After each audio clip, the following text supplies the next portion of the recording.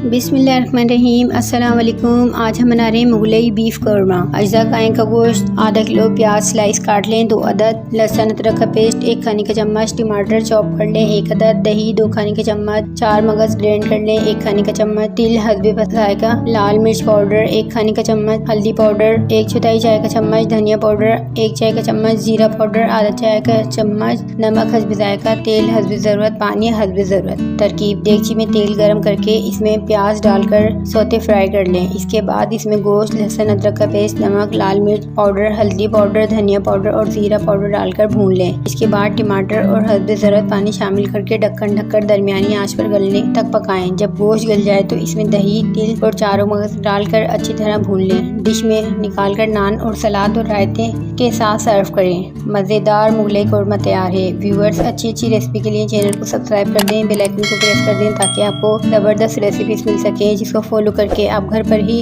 अच्छी डिशेस बना सकें। Thanks for watching.